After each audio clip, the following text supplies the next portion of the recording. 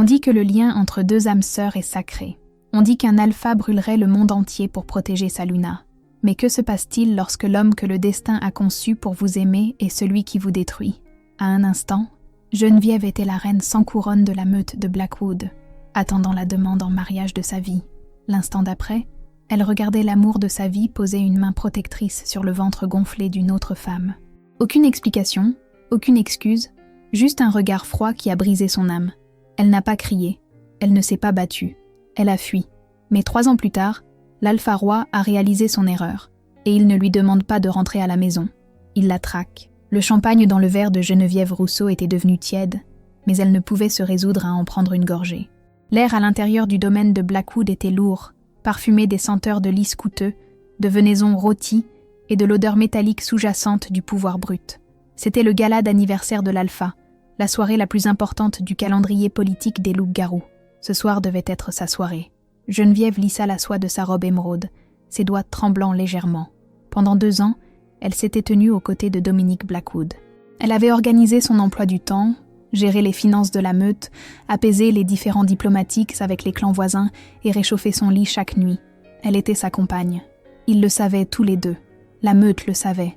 L'attraction biologique, le lien de compagnon, vibraient entre eux comme un fil à haute tension. Mais Dominique avait insisté pour attendre. « Nous devons d'abord stabiliser le territoire, Jen », lui avait-il dit il y a 3 mois, sa voix rauque, d'une promesse qui faisait faiblir ses genoux. « Quand je te réclamerai comme Luna, je ne veux aucune menace à nos frontières. Attends le gala. » Le gala était là. Les frontières étaient sécurisées et Geneviève se tenait près du grand escalier, attendant qu'il descende et lui passe enfin l'anneau d'obsidienne au doigt. « Tu as l'air tendue, ma chérie », ronronna une voix aiguë.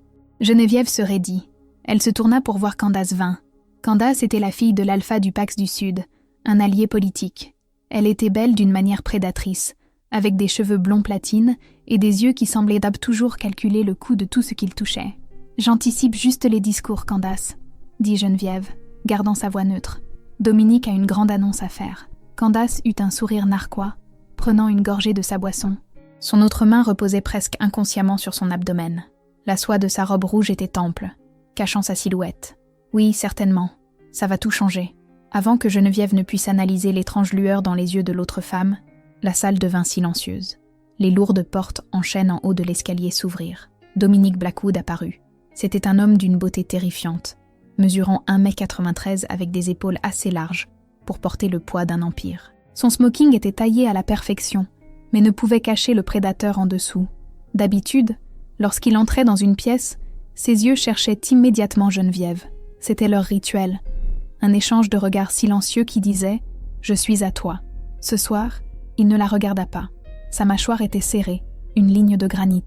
Son odeur, habituellement un mélange réconfortant de cèdre et de pluie, était relevée d'une note âcre, anxiété, culpabilité. Il descendit les escaliers, pas seul. Il s'arrêta à mi-chemin et fit un geste sur le côté. Candace vint, qui s'était éclipsée de Geneviève il y a quelques instants, monta les escaliers pour le rejoindre. La foule murmura. Une terreur froide, plus lourde que le plomb, s'installa dans l'estomac de Geneviève. Non, ce n'est pas possible. Dominique prit le microphone. L'acoustique de la salle amplifia sa voix de baryton profonde, la faisant vibrer dans la cage thoracique de Geneviève. « Merci à tous d'être venus », dit Dominique. Il semblait détaché, comme un homme lisant un éloge funèbre. Ce soir est une célébration de l'avenir. La meute de Blackwood a toujours valorisé la force, la lignée et l'héritage. Il marqua une pause, et pendant une fraction de seconde, ses yeux se posèrent sur l'endroit où Geneviève se tenait au premier rang. Le regard n'était pas aimant. C'était un mur de glace. C'était un renvoi. « Je suis fière d'annoncer », continua Dominique en se tournant vers Candace, « que l'héritage de Blackwood est assuré. Candace Vin et moi attendons notre premier enfant et héritier cet hiver. » Le silence qui suivit fut absolu. C'était le silence d'un cœur qui s'arrête. Puis Dominique posa sa grande main possessivement sur le ventre de Candace. Candace rayonnait, posant sa main sur la sienne, regardant la foule avec une moquerie triomphante. Geneviève ne pouvait plus respirer. Le monde bascula sur son axe. Enceinte ? Comment ? Dominique passait toutes les nuits avec elle, ou du moins jusqu'au mois dernier. Il était parti en voyage diplomatique dans le Pacifique Sud pendant 1 semaine. Il était revenu différent, distant, maussade, prétextant l'épuisement. Il a couché avec elle. La prise de conscience frappa Geneviève comme un coup physique. Le lien de compagnon dans sa poitrine, cette chose qu'elle avait chérie comme un cadeau de la déesse de la lune, hurla d'agonie. C'était comme si on l'arrachait par les racines. La foule éclata en applaudissements polis et confus. Les gens se tournaient pour regarder Geneviève. Elle pouvait sentir leur pitié, leur jugement, la compagne rejetée, la remplaçante. De plus, dit Dominique, sa voix tranchant à travers les applaudissements, pour sceller l'alliance entre le Nord et le Sud, Candace prendra le titre de Luna à mes côtés. Geneviève n'entendit pas le reste. Le bourdonnement dans ses oreilles était assourdissant. Elle sentit la bile lui monter à la gorge. On ne se contentait pas de rompre avec elle.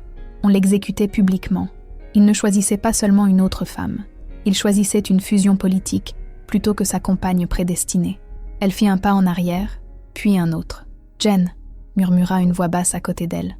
C'était le bêta Thomas, le bras droit de Dominique. Il avait l'air malade. « Je ne savais pas, je le jure. Laisse-moi passer, Thomas !» murmura Geneviève. Sa voix ressemblait à du verre pilé. « Il veut te parler après la cérémonie dans le bureau, » dit Thomas, lui barrant légèrement le chemin. « Il a dit que tu devais rester ici. Rester ici pour les regarder danser, pour les regarder accepter les félicitations pour le bébé qui aurait dû être le sien. » Quelque chose en Geneviève se brisa. Ce n'était pas du chagrin. C'était une rage froide et dure. Elle était une Rousseau. Son père avait été un solitaire, un homme qui avait survécu grâce à son cran et à la violence. Et il lui avait appris une chose avant de mourir. Ne les laisse jamais te voir saigner. « Dites à l'alpha, » dit Geneviève, relevant le menton et rencontrant les yeux du bêta, « que je démissionne. » Elle bouscula Thomas, ignorant les halètements des dignitaires autour d'elle. Elle ne courut pas. Elle marcha. Elle marcha au rythme d'une marche funèbre, la tête haute, ses talons claquant contre le sol en marbre. Elle sentit le regard de Dominique lui brûler le dos. Elle pouvait sentir le commandement de l'alpha. « Arrête !» Montée dans l'air, un poids psychique destiné à l'écraser et la soumettre. Mais l'ampleur même de son chagrin d'amour agissait comme un bouclier. Elle se fichait de son commandement. Elle se fichait de son titre. Elle poussa les lourdes portes d'entrée et sortit dans la nuit. Il pleuvait, une averse glaciale et torrentielle, qui trempa sa robe en quelques secondes. Geneviève ne s'arrêta pas. Elle se dirigea vers une petite berline garée sur le parking du personnel. Elle n'alla pas à la maison de la Meute pour faire ses valises. Elle ne retourna pas chercher le médaillon de sa mère sur la table de chevet. Elle avait son sac à main. Elle avait ses clés et elle avait une réserve d'argent secrète qu'elle avait économisée pour des vacances surprises pour l'anniversaire de Dominique. Elle monta dans la voiture, ses mains tremblant si fort qu'elle laissa tomber les clés 2 fois. « Allez, allez !» sanglota-t-elle, les larmes finissant par percer. Elle démarra le moteur juste au moment où les portes d'entrée du domaine s'ouvrirent en grand. 3 exécuteurs de la Meute sortirent en courant, scrutant le parking. Dominique n'était pas avec eux, mais sa volonté les animait. Il ne la laissait pas partir. Il voulait probablement la garder comme maîtresse, un petit secret sale à côté, pendant qu'il jouait à la famille heureuse avec Candace. Cette pensée lui donna envie de vomir. Geneviève passa la marche arrière, les pneus crissant sur l'asphalte mouillé. Elle ne prit pas la route principale. Elle connaissait le territoire mieux que quiconque. Elle avait géré la logistique pendant 2 ans. Elle prit l'ancienne route de service, un chemin de terre qui menait à travers la forêt dense vers l'autoroute humaine. En conduisant, filant dangereusement dans l'obscurité, elle baissa la vitre. Le vent hurlait, transportant l'odeur de pin humide et de loup lointain. Elle regarda sa main gauche. Il n'y avait pas de bague, mais il y avait un poids fantôme. « Je te rejette », murmura-t-elle dans le noir, sa voix se brisant. « Dominique Blackwood, je te rejette. » Le lien ne se rompit pas. Il était trop fort pour un simple rejet verbal sans rituel. Mais il devint dormant, une douleur sourde et lancinante dans sa poitrine. Elle atteignit l'autoroute asphaltée et appuya sur l'accélérateur, conduisant vers les lumières de la ville de Seattle. Elle ne quittait pas seulement la Meute, elle quittait entièrement le monde surnaturel. Elle deviendrait humaine. Elle disparaîtrait. Elle pensait qu'elle fuyait la fin de sa vie. Elle ne savait pas qu'elle portait son propre secret. Un secret qui, dans quelques semaines, serait révélé par un test de grossesse dans la salle de bain d'un motel bon marché. Un secret qui signifiait que Dominique Blackwood ne cesserait jamais, jamais de la traquer. 3 mois plus tard, la lumière fluorescente crue du restaurant ouvert 24h24 bourdonnait comme un frelon en colère. Geneviève fixait les offres d'emploi dans le journal, entourant les options avec un stylo rouge. Elle avait changé. Les vagues châtain brillantes avaient disparu, coupées en un carré court et effilé, et teintes en noir de jet. Elle portait des sweats à capuche surdimensionnés et des jeans d'une friperie. Elle se faisait appeler Jenna Ross. Elle était à Portland, en Oregon, assez proche des terres de la meute pour que ce soit dangereux, mais assez loin pour que la densité urbaine masque son odeur. Les loups-garous détestaient les grandes villes. La surcharge sensorielle de millions d'humains leur rendait la traque difficile. C'était le camouflage parfait. Elle prit une bouchée d'un toast sec et lutta contre la vague de nausée qui la submergea. Elle posa une main sur son ventre. Il était encore plat mais ferme. Des jumeaux, lui avait dit le médecin de la clinique gratuite la veille. 2 battements de cœur, 2 héritiers du trône de Blackwood grandissant à l'intérieur d'une mère solitaire, vivant dans une Honda Civic. « Ça va, ma belle ?» demanda la serveuse, une femme plus âgée nommée Marge, en remplissant le café de Geneviève. « Juste fatiguée », réussit à sourire Geneviève. « Savez-vous si cet entrepôt sur la 4e embauche vraiment ? Ils le font, mais c'est du levage lourd. Pas pour une petite chose comme vous, » dit Marge en la regardant. « Je suis plus forte que j'en ai l'air, » dit Geneviève. C'était vrai.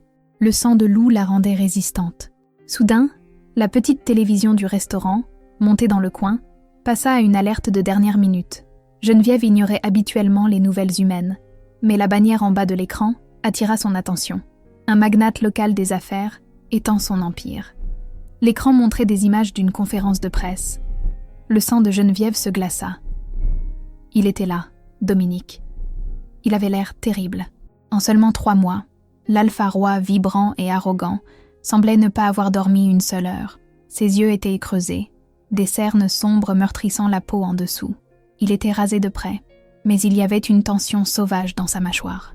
Il se tenait à un podium à Seattle. « Nous développons agressivement Blackwood Holdings dans le nord-ouest du Pacifique », disait Dominique dans les microphones. Sa voix était rauque. « Nous recherchons de nouveaux talents. Nous recherchons des opportunités. » Un journaliste cria une question. « Monsieur Blackwood, des rumeurs circulent sur votre vie personnelle. Est-il vrai que les fiançailles avec l'héritière Vin ont été rompues ?» Geneviève se figea, son toast à mi-chemin de sa bouche. Dominique se pencha vers le micro. Le regard qu'il lança à la caméra était si intense que Geneviève le sentit à travers l'écran. C'était un regard de pure obsession sans phare. « Ma vie privée est privée », gronda Dominique. « Mais laissez-moi être clair. J'ai perdu quelque chose de précieux, et je n'arrêterai pas de retourner cette côte jusqu'à ce que je le trouve. » Il ne parlait pas d'une montre ou d'un portefeuille. Le cœur de Geneviève martelait contre ses côtes comme un oiseau pris au piège. Il a rompu les fiançailles. Pourquoi Candace n'était-elle pas enceinte ? Non. En regardant de plus près les images, elle vit Candace en arrière-plan. Elle était définitivement enceinte, son ventre rond et haut. Elle avait l'air suffisante, mais aussi effrayée. Elle regardait Dominique avec des yeux lasses. Dominique ne cherchait pas une femme, il cherchait sa compagne. Mais Geneviève savait comment ces histoires se terminaient. S'il la trouvait maintenant, enceinte de ses vrais héritiers, il ne la reprendrait pas comme amante. Il l'enfermerait. Il prendrait les bébés dès leur naissance et les élèverait avec Candace, la Luna officielle. Geneviève ne serait rien d'autre qu'une jument poulinière, une prisonnière dans le donjon. Elle ne pouvait pas laisser cela se produire. Elle se leva, jetant un billet de 5 $ froissé sur la table. « Gardez la monnaie, Marge, » dit-elle. « Ma chérie, tu n'as pas fini ton... » Geneviève était déjà sortie. Elle devait bouger. Portland n'était pas sûr. Seattle n'était pas sûr. Elle devait aller vers l'est. Chicago, New York, un endroit où le nom de Blackwood ne signifiait rien. Alors qu'elle se dépêchait vers sa voiture, elle ne remarqua pas le VUS noir qui tournait au ralenti de l'autre côté de la rue. Elle ne remarqua pas l'homme à l'intérieur qui prenait une photo d'elle avec un objectif à longue portée. L'homme prit son téléphone. « J'ai trouvé une correspondance », dit le détective privé. « La reconnaissance est de 80%, mais la démarche correspond. C'est elle. Elle est à Portland. » À l'autre bout du fil, la voix était profonde, autoritaire et terrifiante. « N'approchez pas », ordonna Dominique Blackwood. « Si vous lui faites peur, je vous tue. Gardez un œil sur elle. J'arrive. » Geneviève tourna la clé de contact. Le moteur toussa et cala. « Non, non, non !» plaida-t-elle en tournant à nouveau la clé. Clic, clic, batterie à plat. Elle leva les yeux. De l'autre côté de la rue, les phares du VUS noir s'allumèrent. Il sortit de la place de stationnement et tourna lentement, délibérément vers elle. La panique, primitive et électrique, inonda ses veines. Son loup, dormant depuis des mois à cause du chagrin, se hérissa soudainement. « Cours !» Geneviève attrapa son sac et sortit en se précipitant par la portière passager, sprintant dans la ruelle derrière le restaurant. Elle ne regarda pas en arrière. Elle escalada une clôture en grillage, le métal lui coupant la paume. et tomba dans une rue plus sombre et plus étroite. Elle avait besoin d'un nouveau plan. Elle avait besoin d'un protecteur. Elle sortit son téléphone prépayé et composa le seul numéro qu'elle avait mémorisé, mais qu'elle s'était juré de ne jamais utiliser. « Dr Penn » halta-t-elle lorsque la ligne fut établie. « C'est Geneviève. Vous aviez dit que si j'avais un jour besoin de disparaître, vous pourriez m'aider. » Il y eut une pause sur la ligne. Le docteur Arthur Penn était un humain, un brillant généticien qui avait autrefois été sur la liste de paie de Blackwood, jusqu'à ce que Dominique le renvoie pour des expériences contraires à l'éthique. Il détestait Dominique. « Geneviève !» La voix d'Arthur était douce comme du velours sur de l'acier. « Je me demandais quand vous appelleriez. J'ai entendu parler des désagréments. Où êtes-vous ? Portland. Il m'a trouvé. Je peux vous faire sortir, dit Arthur. Mais mon aide a un prix, ma chère. N'importe quoi, dit Geneviève en regardant par-dessus son épaule. Le VUS noir tournait au coin de la rue. Faites-moi sortir d'ici, moi et mes bébés. Bébés ? Le ton d'Arthur passa d'amusé à intrigué. Eh bien, cela change considérablement la donne. Allez à la gare. Casier 402. Il y a une clé et une adresse. Ne me faites pas attendre. Geneviève raccrocha et courut. Elle échangeait un monstre contre un autre. Mais au moins, Arthur Penn ne voulait pas voler ses enfants. Il voulait juste les étudier. Du moins, c'est ce qu'elle pensait. Le voyage en train vers l'Est fut un flou de mal des transports et de paranoïa. Geneviève était assise dans le dernier wagon, portant une casquette de baseball baissée, sa main reposant protectricement sur son ventre. Chaque fois que le contrôleur passait, son rythme cardiaque s'accélérait, son loup faisant les 100 pas anxieusement au fond de son esprit. Elle arriva à Chicago 2 jours plus tard, épuisée et affamée. Suivant les instructions du docteur Arthur Penn, elle se rendit dans un parc industriel délabré à la périphérie de la ville. Il pleuvait encore. Il semblait qu'il pleuvait toujours, quand sa vie s'effondrait. Une berline grise attendait près d'une clôture en grillage rouillé. La vitre se baissa pour révéler le docteur Penn. C'était un homme plus âgé, aux traits fins, avec des cheveux argentés et des lunettes qui grossissaient son regard clinique et détaché. « Montez, dit-il. Vous ressemblez à un rat noyé, Geneviève. » Elle monta en frissonnant. « Vous avez dit que vous pouviez me cacher. »« Je le peux, » dit Penn en s'engageant sur l'autoroute. « J'ai une installation dans les Adirondacks. C'est hors réseau. Des murs doublés de plomb pour brouiller les signaux de suivi de la meute. Vous serez invisible. »« Et le prix ?» demanda Geneviève, sa voix dure. Elle n'était plus la fille naïve qui organisait des galas. Penn sourit, une expression mince et sans joie. « Je veux suivre la grossesse. Un alpha de la lignée de Dominique Blackwood, né d'une mère avec votre résilience génétique spécifique. C'est une combinaison fascinante. Je veux des échantillons de sang. Je veux des données. Une fois les enfants nés, je veux tester leurs aptitudes. Vous ne leur ferez pas de mal, lança-t-elle, ses yeux brillant d'or pendant une seconde. Je suis un scientifique, pas un boucher, dit Penn doucement. Je vous fournirai de la nourriture, un abri et des soins médicaux. En échange, vous me donnerez des données. Et quand vous serez prête à partir, je vous donnerai une nouvelle identité. Geneviève regarda par la fenêtre les lumières de la ville qui passaient. Elle n'avait pas le choix. D'accord, mais à la seconde où je sentirai une menace, je partirai et je vous arracherai la gorge en chemin. Penn gloussa. Je crois que vous le feriez. 6 mois plus tard, le travail fut brutal. Il dura 14 heures dans une salle blanche et stérile au cœur du complexe de Penn dans la montagne. Il n'y avait pas de sage-femme, juste Penn et son équipement médical automatisé. Geneviève cria jusqu'à ce que sa voix s'éteigne, la douleur la déchirant, mais elle n'appela pas Dominique. Elle le maudit. À chaque contraction, elle visualisait son visage et transformait sa douleur en haine. C'est de ta faute. C'est toi qui as fait ça. Lorsque le premier cri perça l'air, la pièce devint silencieuse. Un garçon, murmura Penn en vérifiant les signes vitaux. Des poumons solides. 10 minutes plus tard, le deuxième cri rejoignit le premier. Et une fille, dit Penn, semblant sincèrement impressionné. Des jumeaux, c'est rare pour les loups de haut niveau. Geneviève tendit les bras, lourds comme du plomb. Donnez-les-moi. Penn les nettoya rapidement et lui tendit les paquets. Geneviève baissa les yeux, et la haine dans son cœur s'évapora, remplacée par un amour si féroce qu'il la terrifia. Le garçon, qu'elle nomma Léo, avait les cheveux noirs de Dominique et un air renfrogné déjà évident. La fille, Sophie, était blonde comme Geneviève, mais elle avait une tache de naissance sur l'épaule en forme de croissant de lune. En les tenant, elle sentit leur énergie. Ce n'était pas le doux bourdonnement des chiots normaux, c'était un rugissement. Ils étaient puissants, dangereusement puissants. Ils seront des alphas, dit Penn en lisant une tablette au pied du lit. Leurs numérations globulaires sont hors normes.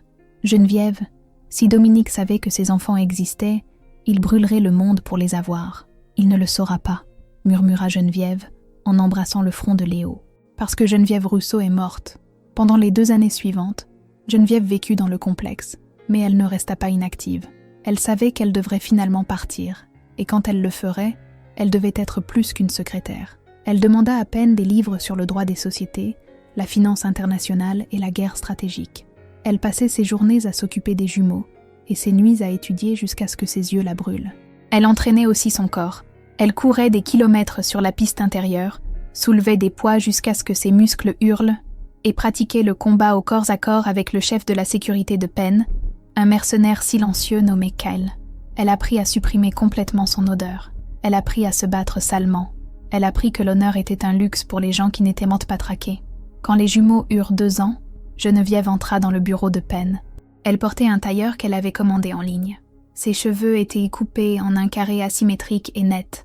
Elle avait l'air mortelle. « Je pars », dit-elle. Penn leva les yeux de son microscope. « Vous n'êtes pas prête. »« Les enfants ont besoin d'une vie, pas d'un laboratoire, » l'interrompit-elle. « J'ai rempli ma part du marché. Vous avez vos données. Maintenant, je veux ma nouvelle identité. » Penn l'étudia un long moment. Il vit le changement en elle. La fille douce avait disparu. Devant lui se tenait une reine sans couronne. « Très bien, » dit Penn en ouvrant un tiroir.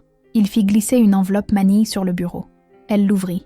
Un passeport, un permis de conduire et un certificat de naissance. Nom, Geneviève Stone. Profession, consultante en gestion de crise. « J'ai ouvert un compte bancaire pour vous avec les fonds de votre travail de consultation ici, » dit Penn. C'était un montant généreux. De l'argent pour acheter son silence, essentiellement. Et Geneviève, oui, Dominique Blackwood a étendu son territoire. Il contrôle toute la côte ouest maintenant. Il est impitoyable. Il a passé les 3 dernières années à absorber des meutes plus petites. La rumeur dit qu'il cherche quelque chose qu'il a perdu. Soyez prudente. Geneviève glissa l'enveloppe dans son sac à main. Un sourire froid effleura ses lèvres. « Laissez-le chercher, » dit-elle. « Il cherche une victime. Il n'en trouvera pas. » 3 ans plus tard, 5 ans depuis le gala, New York était une jungle de béton et d'acier, parfaite pour une louve se cachant à la vue de tous. Geneviève Stone se tenait dans son bureau d'angle au 40e étage d'un gratte-ciel de Midtown. Le panneau sur la porte en verre indiquait « Stone & Associates », médiation à hauts enjeux. Elle n'était pas seulement une réussite, elle était indispensable. Lorsque les fusions des entreprises du Fortune 500 tournaient mal, ou lorsque les meutes surnaturelles devaient négocier les lignes territoriales sans effusion de sang, elles appelaient Geneviève Stone. Elle était connue comme la dame de fer de Manhattan. Personne ne savait qu'elle était une solitaire. Personne ne savait qu'elle était une mère oméga devenue alpha. Elle vérifia sa montre. 18 heures. Elle devait rentrer chez elle pour la nounou. Léo et Sophie avaient commencé la maternelle, et Léo avait déjà mordu un enfant qui essayait de lui prendre ses crayons de couleur. Ses instincts d'alpha se manifestaient tôt. Son assistante, une jeune femme humaine brillante nommée Sarah, l'appela. « Mademoiselle Stone, la délégation de la côte ouest est ici pour la réunion d'acquisition. Ils sont en avance. » « Non. » Geneviève fronça les sourcils. « La délégation de la côte ouest. Je pensais que nous rencontrions la société écran, Obsidian Corp. »« C'est bien ça, » dit Sarah. Mais le PDG a décidé d'assister personnellement. Il est dans la salle de conférence. Un frisson de malaise parcourut l'échine de Geneviève. « Obsidian, du verre noir. Avez-vous eu un nom ?» demanda Geneviève en se levant et en lissant son blazer marine. « Non, son équipe de sécurité est très stricte, mais il est intense. Il est effroyablement sexy en fait. » Geneviève prit une profonde inspiration. Ça ne pouvait pas être lui, s'éclaircit la gorge. Dominique Blackwood ne s'occupait pas personnellement des acquisitions d'entreprises à New York. Il avait des bêtas pour ça. « Bien, » dit Geneviève. « Finissons-en. » Elle attrapa sa tablette et descendit le couloir. Elle poussa les lourdes portes en verre de la salle de conférence. La pièce était remplie de costumes, mais l'air était aspiré de l'espace par l'homme qui se tenait à la fenêtre, regardant l'horizon. Il se retourna. Le cœur de Geneviève s'arrêta. C'était Dominique. 5 ans l'avaient inchangé. Il était plus grand, si c'était possible. Ses épaules tendaient un costume anthracite qui coûtait plus cher que sa première voiture. Ses cheveux grisonnaient légèrement aux tempes, lui donnant un air distingué et dangereux. Mais son visage, il était dur. Les lignes autour de sa bouche étaient de profondes tranchées d'amertume. Ses yeux étaient froids, du silex mort. Il ne sentait plus le cèdre et la pluie. Il sentait l'orage et la cendre. Le loup de Geneviève hurla en elle, un son d'agonie et de désir. Mais Geneviève abattit un mur de fer sur le lien. Elle s'était entraînée à cela pendant 5 ans. Supprimée, dissimulée, niée. Les yeux de Dominique parcoururent la pièce, ennuyés, jusqu'à ce qu'il se pose sur elle. Il se figea pendant 10 bonnes secondes. Aucun d'eux ne respira. Les autres cadres regardèrent nerveusement autour d'eux, sentant la pression soudaine et suffocante dans la pièce. Les narines de Dominique se dilatèrent. Il la sentait, mais Geneviève portait un bloqueur d'odeur de haute qualité qu'elle avait développé avec le Dr Penn, masqué en plus par un parfum Chanel coûteux. Pour lui, elle devait sentir l'humain, mais il reconnut son visage. « Mademoiselle Stone », dit Dominique, sa voix un grondement sourd qui vibra dans le plancher. Geneviève força son visage à rester un masque d'indifférence professionnelle. C'était la performance de sa vie. « Monsieur Blackwood », dit-elle en tendant la main. Elle ne trembla pas. Je ne savais pas que l'alpha de la meute de Blackwood s'occupait personnellement des acquisitions immobilières. Dominique fixa sa main, puis ses yeux. Il ne la serra pas. Il contourna lentement la table, la traquant. « Vous me semblez familière », murmura-t-il, s'arrêtant à quelques centimètres d'elle. La chaleur qui émanait de lui était enivrante. « J'ai un visage commun », dit froidement Geneviève en laissant tomber sa main. « Devrions-nous nous asseoir ? Mon tarif horaire est substantiel et je détesterais vous faire perdre votre argent. » Les yeux de Dominique se plissèrent. Il avait l'air confus. La femme qu'il connaissait, la douce et soumise Geneviève, se serait évanouie ou aurait pleuré. Cette femme était de glace et d'acier. « Tout le monde dehors », ordonna Dominique, sans la quitter des yeux. « Monsieur, l'ordre du jour », commença un de ses avocats. « Dehors », rugit Dominique, sa voix d'alpha faisant craquer la carafe d'eau sur la table. Les avocats et Sarah sortirent de la pièce en se bousculant, fermant la porte. Silence. Dominique fit un pas de plus, la coinçant contre la table en acajou. « Geneviève, je m'appelle Geneviève Stone », dit-elle en le regardant dans les yeux. « Si vous êtes ici pour discuter de la fusion, nous pouvons procéder. Si vous êtes ici pour me harceler, j'appellerai la sécurité. » La sécurité ? Dominique rit. Un son dur et aboyant. « Je pourrais tuer tous les gardes de cet immeuble en 5 minutes. Arrêtez cette comédie. Où étiez-vous ? Je ne sais pas qui vous pensez que je suis, » mentit-elle, son cœur battant si fort qu'elle craignait qu'il ne l'entende. « Mais vous vous trompez. » Dominique lui attrapa le poignet. Son contact lui envoya une onde de choc qui faillit faire plier ses genoux. Il la tira près de lui, enfouissant son visage dans son cou, inspirant profondément. Il se recula, l'air furieux. « Vous ne sentez rien. Des produits chimiques et des fleurs. Où est votre odeur ? Je suis humaine, monsieur Blackwood, dit-elle. Je n'ai pas d'odeur. Menteuse, gronda-t-il. Je connais ma compagne. Votre compagne ? Geneviève rit, et cette fois, elle laissa transparaître l'amertume. J'ai lu les tabloïds, monsieur Blackwood. Votre compagne n'est-elle pas Candace Vin, la mère de votre enfant ? La couleur quitta le visage de Dominique. Il lâcha son poignet comme s'il était brûlé. Candace, dit-il, le nom ayant le goût du poison dans sa bouche. Candace n'est pas ma compagne. Ce n'est pas ce que vous avez dit au gala il y a 5 ans, rétorqua Geneviève. Maintenant, signons-nous ces papiers ou partez-vous ? Dominique la fixa, cherchant une faille dans son armure. Il avait l'air dévasté, confus et dangereusement instable. Elle a menti, murmura Dominique presque pour lui-même. À propos de tout. Geneviève sentit une pointe de curiosité, mais elle la réprima. Je m'en fiche. Elle se dirigea vers la tête de la table et ouvrit un dossier. L'acquisition d'Obsidian Corp. Signé ici, ici et ici. Dominique ne regarda pas les papiers. Je t'ai cherché tous les jours pendant 5 ans. J'ai retourné le Nord. J'ai failli entrer en guerre avec le Sud. Ça a l'air épuisant, dit Geneviève en débouchant un stylo. Pourquoi ne m'as-tu pas laissé t'expliquer ? Expliquer que tu as mis une autre femme enceinte ? Lança Geneviève, perdant son sang-froid pendant une fraction de seconde. Il n'y a aucune explication pour ça, Dominique. Le destin ne fait pas d'erreur comme ça. Les hommes, si. Elle se figea. Elle avait utilisé son prénom. Elle avait admis qu'elle le connaissait. Les yeux de Dominique s'illuminèrent d'un triomphe prédateur. « Je t'ai eu. » Il se jeta sur elle, non pour attaquer, mais pour la capturer.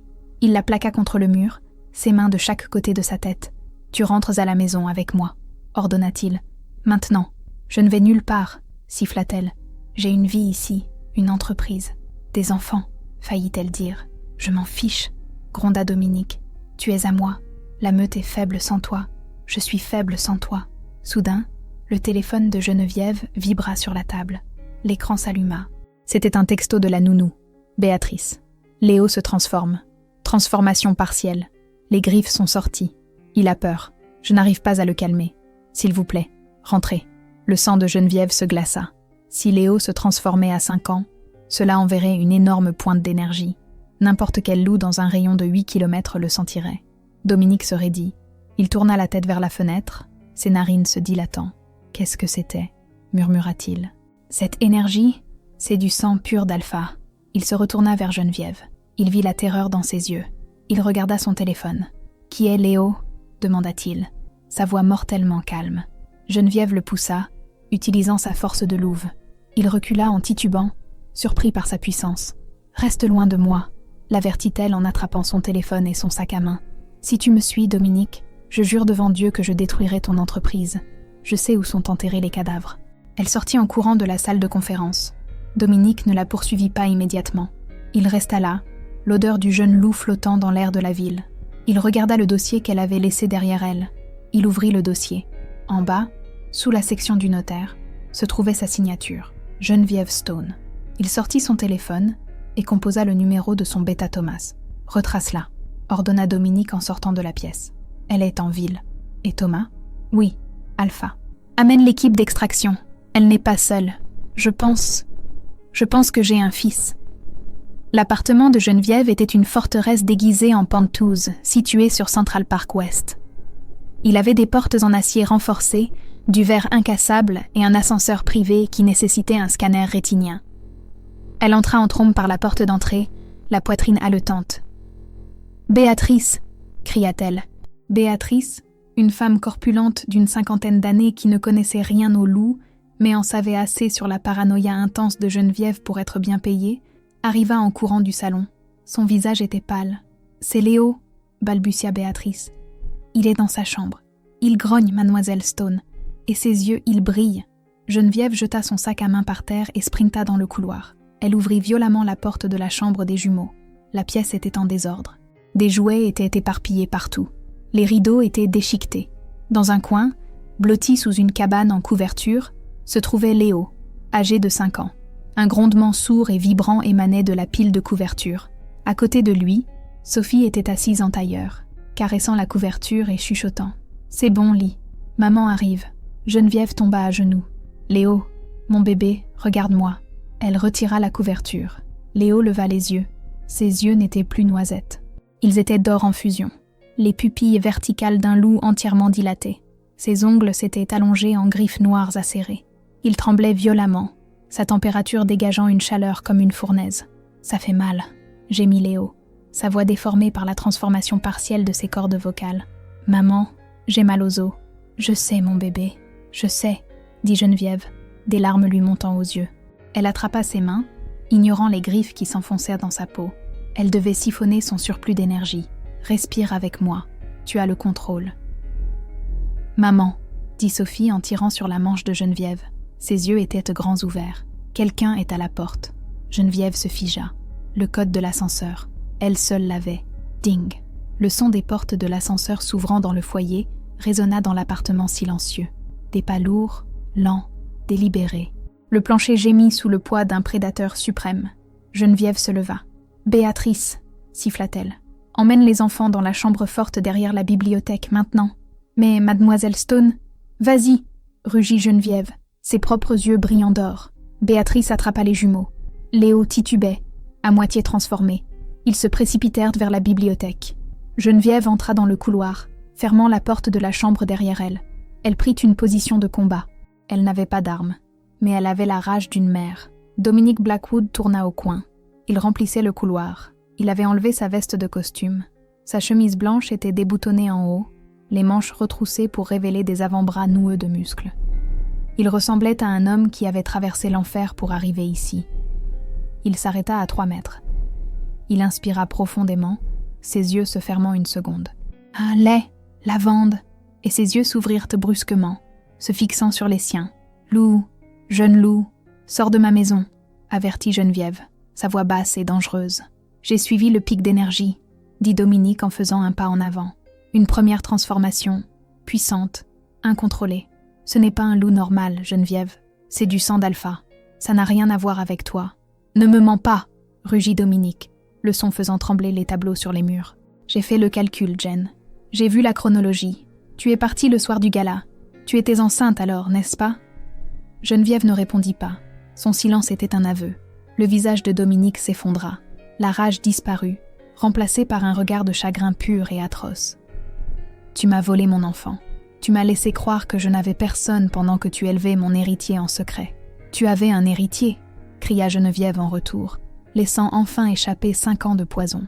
Tu avais Candace. Tu l'as choisi.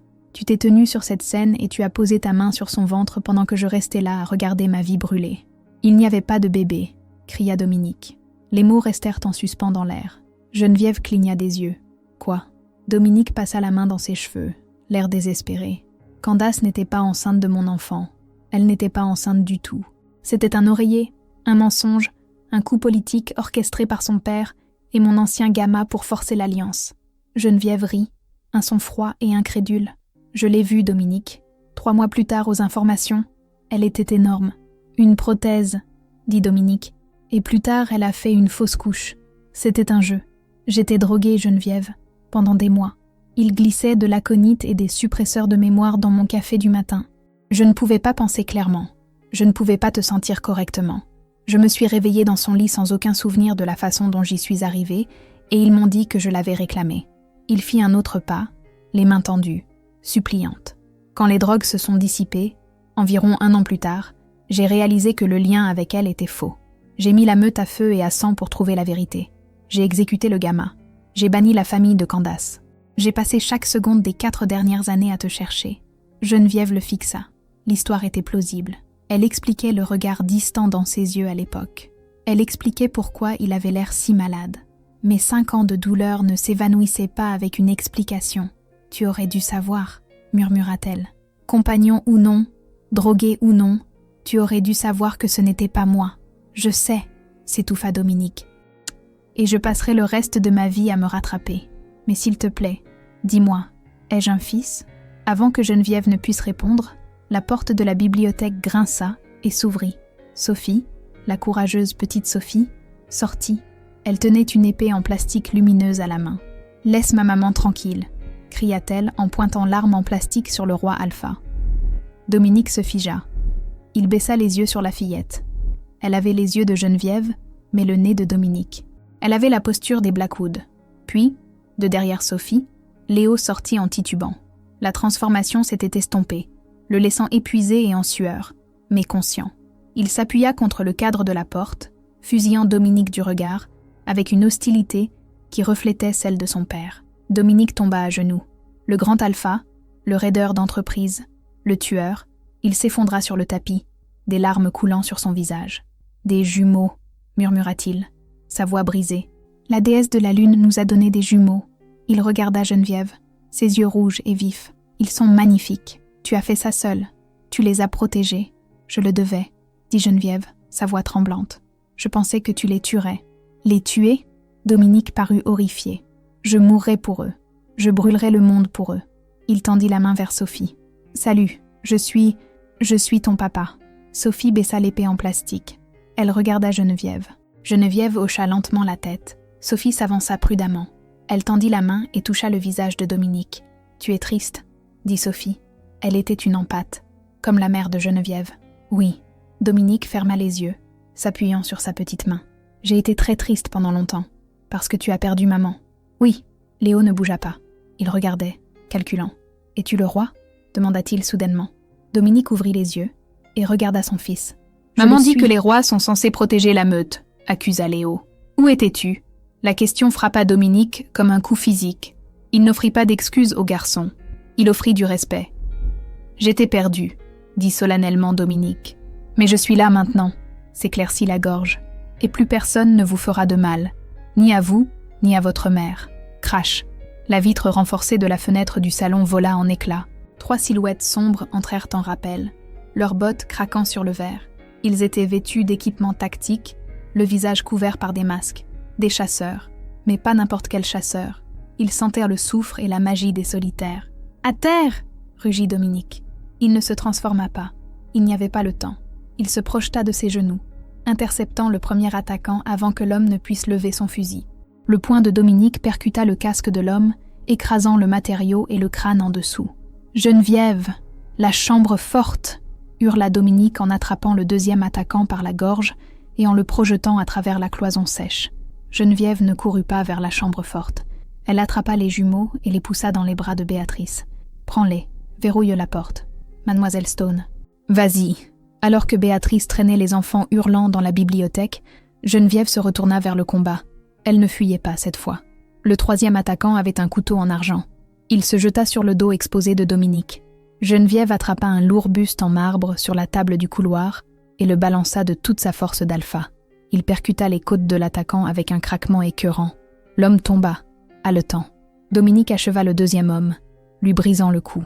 Il se retourna, la poitrine haletante, du sang sur sa chemise, pas le sien. Il regarda Geneviève, la voyant debout au-dessus d'un ennemi tombé, la poitrine haletante, les yeux brillants. Il n'avait jamais rien vu d'aussi magnifique. « Nous devons partir », dit Dominique en lui attrapant le bras. « C'était un commando. Candace sait que je t'ai trouvé. »« Candace ?» demanda Geneviève. « Je pensais que tu l'avais banni. »« Je l'ai fait », gronda Dominique en la tirant vers la porte. « Mais un serpent n'arrête pas de mordre juste parce que vous le jetez dans l'herbe. Elle me suivait pour te trouver. » Ils ne prirent pas l'ascenseur. Dominique défonça la porte de la cage d'escalier. « Ma voiture est dans la ruelle, » dit Dominique. « VUS blindé. Nous allons à l'aéroport de Teterboro. J'ai un jet qui attend. Je ne quitte pas ma vie, » argumenta Geneviève alors même qu'ils descendirent les escaliers. Béatrice était derrière eux, portant Sophie tandis que Dominique portait Léo sur un bras comme un ballon de football. « Ta vie est compromise, » dit Dominique. Cette équipe était composée de mercenaires d'élite, des opérations clandestines. Candace est financée par quelqu'un de puissant. Si nous restons ici, les jumeaux meurent. Cela la fit taire. Ils atteignirent le rez-de-chaussée. La ruelle était sombre, sentant les ordures humides et l'ozone. Le bus noir de Dominique tournait au ralenti. Son chauffeur était affalé sur le volant. « Mort. Merde !» jura Dominique. Il tendit Léo à Geneviève. « Montez à l'arrière. Restez baissés. » Il sortit le corps du chauffeur, le déposant doucement sur le trottoir, et sauta sur le siège avant. Alors que Geneviève bouclait les jumeaux, des phares les aveuglèrent des deux côtés de la ruelle. 2 camionnettes les bloquaient. « Accrochez-vous », dit calmement Dominique. Il fit marche arrière violemment. Le lourd véhicule percuta la camionnette derrière eux, froissant le métal. Il tourna le volant, passa en première et percuta la camionnette de devant. Le pare-choc blindé dégagea un chemin. Des coups de feu éclatèrent. Les balles ricochèrent sur le verre pare-balles comme de la grêle. « Maman !» cria Léo. « Baissez la tête !» Geneviève les couvrit de son corps. Dominique conduisait comme un fou, zigzagant dans la rue principale, brûlant les feux rouges. Il était au téléphone, aboyant des ordres. Code rouge. Extraction nécessaire à Teter. Mobilisez les exécuteurs. Je veux que le domaine des vins soit réduit en cendres. Ne laissez personne debout. Il raccrocha et regarda dans le rétroviseur. Ses yeux rencontrèrent ceux de Geneviève. Sont-ils blessés ? Ils ont peur, mais ça va, dit Geneviève. Elle regarda le sang du chauffeur mort sur les mains de Dominique. Où allons-nous, Dominique ? Vraiment, à la maison, dit-il. Sur le territoire de Blackwood. C'est le seul endroit où je peux vous protéger avec toute l'armée. Je ne suis pas ta Luna, dit doucement Geneviève. Je ne retourne pas là-bas pour être ta maîtresse. Tu n'es pas une maîtresse ? Dominique frappa du poing sur le volant. Tu es la mère de mes héritiers. Tu es ma compagne. Je ne t'ai jamais rejetée, Geneviève. Le lien est toujours là. Tu ne le sens pas ? Elle le pouvait maintenant que l'adrénaline était montée. Le mur qu'elle avait construit s'effondrait. Elle pouvait sentir sa peur, sa rage protectrice, son amour. C'était écrasant. Ils arrivèrent à la piste d'atterrissage privée dans le New Jersey. Le jet des Blackwood était moteur allumé, prêt à décoller. Mais la piste n'était pas dégagée. Debout sur le tarmac, entourée de 20 solitaires armés, se trouvait une femme en manteau blanc. Candace vint. Elle avait l'air différente. Sa beauté était maintenant déchiquetée, ruinée par l'amertume et l'usage de la magie noire. Elle tenait un mégaphone. Dominique arrêta le VUS à 50 mètres. « Restez dans la voiture », ordonna Dominique. « Non », dit Geneviève. Elle ouvrit sa portière. « C'est moi qu'elle veut. Si je me cache, elle continuera à venir. »« Geneviève, j'ai fini de fuir, Dominique. » Ils sortirent ensemble. Le vent fouettait les cheveux de Geneviève sur son visage. « Eh bien, la voix de Candace résonna sur le tarmac. La réunion de famille heureuse. Ça me donne la nausée. « C'est fini, Candace !» cria Dominique. « Écarte-toi et je ferai en sorte que ta mort soit rapide. » Tu crois que ça m'importe de mourir ?» Candace rit d'un rire strident. « J'ai tout perdu à cause d'elle. J'étais censée être reine. Mon père a perdu sa meute à cause de vous. Maintenant, je vais prendre la seule chose qui vous importe. » fit-elle un geste. Les 20 solitaires se transformèrent. C'étaient d'énormes loups améliorés chimiquement, l'écume aux lèvres. « Tuez les gosses !» hurla Candace. « Laissez les parents regarder !» Les solitaires chargèrent. Dominique rugit, un son qui fit trembler l'asphalte, et se transforma en plein vol.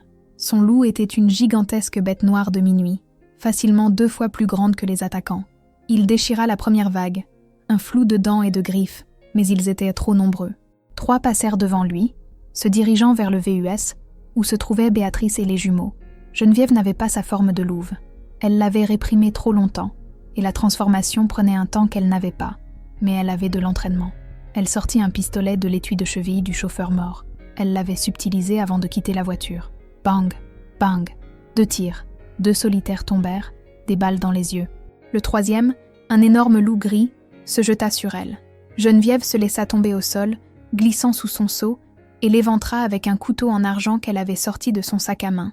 Un cadeau de Cal, le mercenaire. Elle se releva, couverte de sang. « Derrière toi !» La voix de Dominique résonna dans sa tête, via le lien de la meute. Le lien qui s'était soudainement rétabli. Geneviève se retourna brusquement. Candace était là. Elle n'était pas une louve. Elle tenait une seringue remplie d'un liquide vert lumineux, concentré d'aconite. Elle se jeta sur Geneviève. Geneviève fit un pas de côté, attrapant le poignet de Candace. Elle utilisa l'élan pour retourner l'autre femme sur le tarmac. Candace se releva en se débattant, les yeux fous. « Il était à moi de droit de statut. Il n'a jamais été à toi », cracha Geneviève. Candace cria et chargea à nouveau. Geneviève bloqua un coup, mais Candace était animée par une force hystérique. Elles se battirent, roulant sur le sol. La seringue dérapa plus loin. Candace mit ses mains autour du cou de Geneviève. « Meurs, chienne errante, meurs !» La vision de Geneviève se tacha. Elle ne pouvait plus respirer. Soudain, un petit grognement furieux éclata à proximité. Léo, le garçon de 5 ans, s'était échappé de la voiture. Il sauta sur le dos de Candace, lui mordant l'épaule avec ses crocs de lait. « Lâche-moi !» hurla Candace en se débattant. Elle jeta Léo au loin. Il heurta durement le trottoir. « Non !» cria Geneviève. La vue de son fils blessé brisa la dernière barrière. Les os de Geneviève craquèrent. La transformation qui prenait habituellement des minutes se produisit en quelques secondes. L'agonie était aveuglante, mais la rage était plus forte. Une louve de couleur rousse, élancée et mortelle, jaillit des vêtements de Geneviève. Elle n'aboya pas, elle ne grogna pas. Elle bondit, ses mâchoires se refermèrent sur la gorge de Candace. Les yeux de Candace s'écarquillèrent. Elle regarda la louve, l'oméga, qui était devenue une alpha. Geneviève mordit. Il y eut un craquement écœurant. Candace devint molle. Geneviève se tint au-dessus du corps, la poitrine haletante. Elle poussa Léo du bout de son museau humide. Léo se redressa en se frottant la tête. « Je l'ai eu, maman. »« Oui, mon bébé », projeta Geneviève par la pensée. Dominique s'approcha. Il était de retour sous forme humaine, nu jusqu'à la taille, ensanglanté et meurtri. Il regarda les solitaires morts, la Candace morte, puis sa compagne et son fils. Il s'agenouilla devant la louve rousse. Il découvrit son cou, le signe ultime de soumission. « Ma reine », murmura-t-il. « Mon égale. » Geneviève reprit sa forme humaine. Elle était nue, frissonnant alors que l'adrénaline s'estompait. Dominique enroula immédiatement sa chemise en lambeaux autour d'elle. « C'est fini ?» demanda-t-elle en se penchant contre lui. « La menace a disparu », dit Dominique en la serrant, elle et Léo dans ses bras. « Mais nous avons beaucoup de choses à nous dire. » Geneviève regarda le jet. « Je ne retourne pas à la situation d'avant, Dominique. Je ne serai pas une partenaire silencieuse. »« Je sais, » dit Dominique en embrassant le haut de ses cheveux emmêlés de sang. « Tu ne seras pas silencieuse. Tu seras celle qui donnera les ordres. Je ne suis plus que les muscles maintenant. » Elle réussit à esquisser un faible sourire. « Je peux vivre avec ça. » La grande salle de Blackwood était d'un silence étouffant. 300 loups de haut rang regardaient d'où les lourdes portes en chêne grincer et s'ouvrir. Dominique entra, vêtu de son équipement tactique d'alpha, mais il ne marchait pas seul. Il tendit la main à Geneviève. Elle entra dans la lumière, non pas dans une robe de bal, mais dans un tailleur pantalon blanc bien coupé. Entre eux marchèrent les jumeaux, Léo et Sophie, la preuve indéniable d'une lignée que la meute croyait perdue. Ils atteignirent l'estrade où se trouvaient 2 trônes, le siège massif de l'alpha et la chaise lunaire décorative plus petite. Dominique s'arrêta. Il regarda la plus petite chaise, puis lui donna un coup de pied avec assez de force pour la faire dévaler les marches de pierre, la brisant en éclats. « Apportez la nouvelle chaise », ordonna Dominique. 2 exécuteurs se hâtèrent d'entrer, plaçant un trône identique en taille et en hauteur au sien. L'ère de la Luna silencieuse est terminée. La voix de Dominique résonna contre les murs de pierre. Geneviève est la mère des héritiers et la sauveuse de cette famille. Elle est ma co-régente. Il fit signe à l'avocat de la meute, un humain nommé M. Henderson. Exécuter l'acte, c'était la condition sur laquelle Geneviève avait insisté. Plus de promesses mystiques qui pouvaient être rompues par la drogue ou les mensonges. Elle voulait de l'encre, la loi et l'équité. L'avocat lut le décret à haute voix. Geneviève Blackwood possède la pleine autorité exécutive sur les avoirs militaires et financiers de Blackwood. Ce transfert est immédiat et irrévocable. Elle signa les papiers d'une main ferme. La meute regardait, réalisant que ce n'était pas seulement un mariage. C'était une fusion de pouvoirs. « Saluez les alphas !» cria le bêta Thomas. Le rugissement qui suivit fit trembler les fondations du château. Plus tard dans la nuit, Geneviève se tenait sur le balcon, écoutant l'océan s'écraser contre les falaises. Dominique l'enlaça par derrière, posant son menton sur son épaule. « Les jumeaux dorment », murmura-t-il. « Je sais que signer des papiers ne répare pas le passé, Geneviève. J'ai toute une vie pour me rattraper. » Geneviève se pencha en arrière contre lui, sentant le battement régulier de son cœur contre sa colonne vertébrale. « Je n'ai pas besoin que tu sois parfait, Dominique. J'ai juste besoin que tu sois présent. » Elle leva les yeux vers la pleine lune. Elle avait fui cet endroit en tant que jeune fille au cœur brisé, victime des circonstances. Elle était revenue en tant que mère, guerrière et reine. La chasse était enfin terminée. Elle était à la maison. Et c'est l'histoire de Geneviève et du roi Alpha. C'est un rappel brutal que parfois la personne avec qui vous êtes destiné à être est celle qui vous brise en premier. Mais cela prouve aussi que le vrai pouvoir n'est pas donné, il est pris. Geneviève n'a pas attendu d'être sauvée. Elle s'est sauvée elle-même. Elle a construit son propre empire, et elle a forcé le monde à la respecter avant même de monter sur le trône. Maintenant, je dois vous poser une question sérieuse.